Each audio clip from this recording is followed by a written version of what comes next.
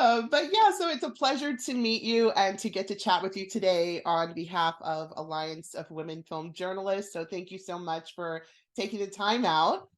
And I have to mention your long list of accolades. You're an Academy Award nominee, an Emmy Award winning producer and director, and have been a part of so many special projects, including one of my favorites, executive producing on Precious, which received the Audience Award and the Grand Jury Prize Award for Best Drama at Sundance, as well as Invisible Beauty. And now we're seeing your beautiful work in Little Richard, I'm Everything. So congrats to you on all of your accomplishments. I can't list them all. Thank you so much, Nikki. You're welcome. What inspired you originally to get into producing and directing? Like way back, what was the one thing that sparked your interest? I'd like to say it's because I'm a Capricorn. Nice. We're a little bossy, and we like to uh, aid in realizing unique, complicated visions. But I think that as moving into when I first started working, I left the music industry and started working in film. Producing was a natural extension of what I had done in music. I was used to finding the talent, finding a story, developing a budget, going into production, creating marketing materials, delivering that project. So much of the process that I had experienced in music as an A&R executive, as a label president, was I transferred to how do I continue to identify powerful voices and stories that I'm not seeing represented, and to create a structure to realize, to produce them, to bring them forward. So that's kind of like the connective tissue for me. Nice. And I'm a huge fan of Little Richard and his work, just seeing him as a child, he just resonated greatness. So it's, what inspired you though to take on the story of Little Richard? When Little Richard passed away in May of 2020, the range of people who spoke about what he meant to them was pretty cool. It stood out. It's like Dave Grohl from the Foo Fighters, and Bob Dylan, and then Elton John. Like, you're seeing like all these people going like, he was a king, he was amazing, he touched my life. And then to realize that there had not been a feature length documentary was like catnip for me.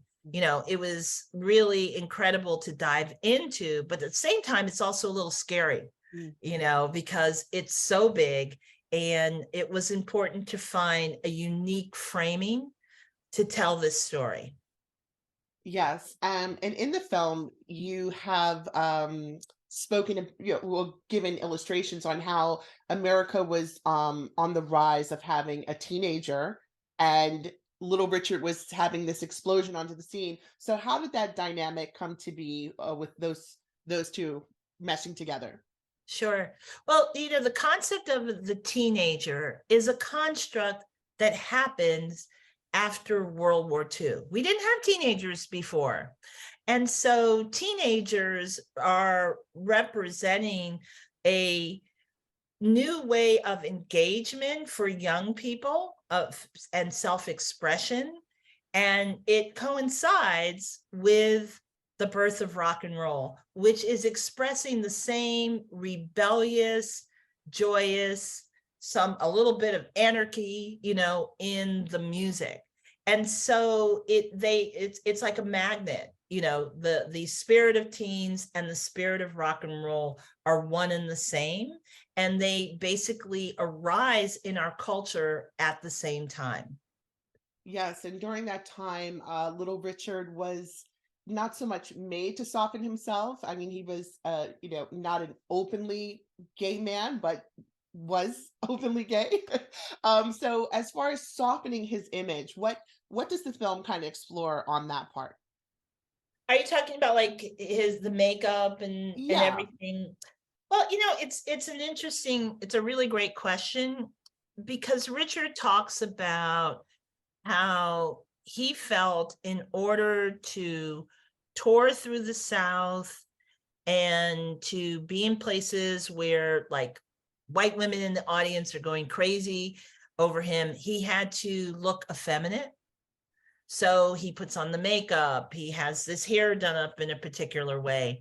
And as Tavi Anango says, he's one of the great scholars in our film. Well, that actually doesn't sound right, because homophobia is rampant at this time, but it speaks to the complexities of America that Richard is presenting himself in a feminine way, and that is a passport to allow him entry into places that otherwise he would be denied and or killed. It's kind of interesting that he's able to navigate in this way and to use it as a shield. That is, I think it speaks to the canniness of Richard. Yeah, and I love how the film explores just all of the details that a lot of people don't know about as far as when he was touring in the South and what influenced him. So, love that. Um, and you mentioned, and as we know, Little Richard inspired rock and roll. And there, again, there's so many tidbits in this film that a lot of people don't know as far as him inspiring the Beatles. So, can you tell us a little bit about how the film explores that?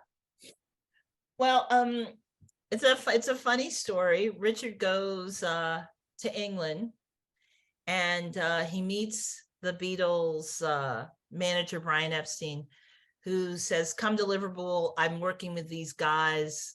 They're big fans of yours." And it's one of my favorite lines by Richard when he says, when he meets the Beatles, he goes, "Ain't nobody know them but their mothers." I think like if you're gonna put somebody down, it's like nobody knows you but your mother. You ain't that big. Exactly. And I love how he's like, yeah. And then he talks about, how joyful that experience is. And he then goes to Germany, to Hamburg, and they come and they're performing. And Paul is there like a sponge. And Paul McCartney even talks in our film about some of the influences on his performance style that he got from Richard. But a lot of people don't know that. They don't know that Jimi Hendrix was in Little Richard's band. They don't know that Billy Preston, as a teen, Richard brings him to England, introduces him to the Beatles. Billy Preston becomes the fifth Beatle later on. Mhm. They don't know James Brown comes to Macon. Richard brings him there, and that's where James records his first hit. Like, Richard is very generous with so many people in the building of their careers. Absolutely. And I mentioned just my vision of Little Richard as a child, just seeing this greatness and seeing him on award stages saying, "Well, you didn't give me my Grammy," that we didn't really understand it then, but it just hearing all the details of how he wasn't compensated and how he didn't win the awards that he should have won or get the recognition. Why was him living in his greatness still? Why was that so important to the culture even now? Greatness is woven throughout the film.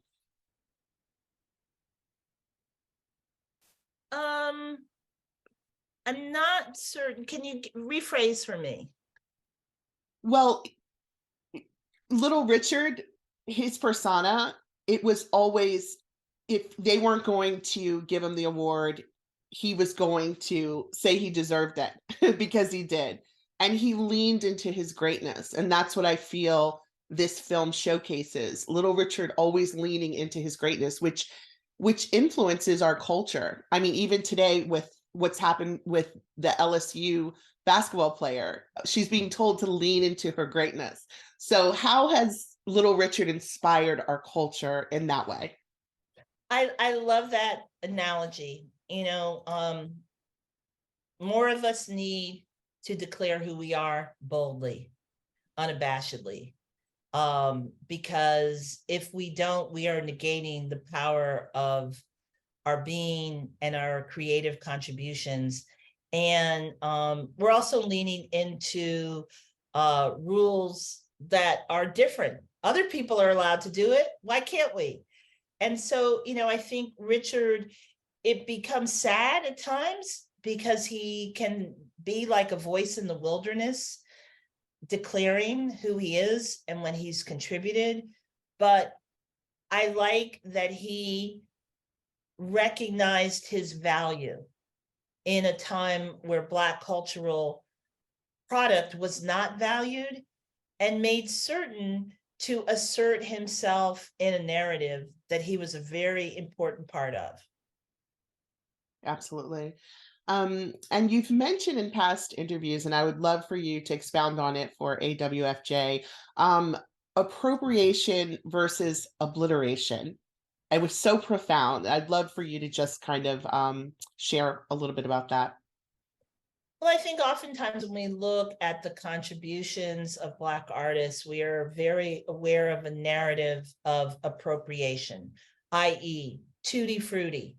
Little Richard is the writer, performer, but it had greater success with Elvis and Pat Boone. What is greater and more harmful is than appropriation is obliteration.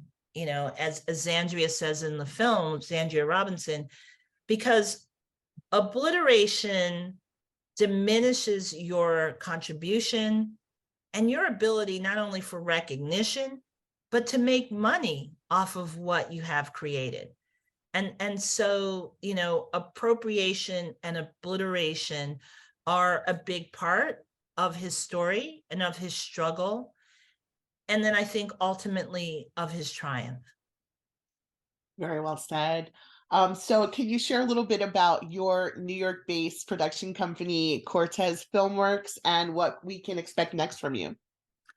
Yeah, so Cortez Filmworks is my company in association with Blue Ant Media Studios.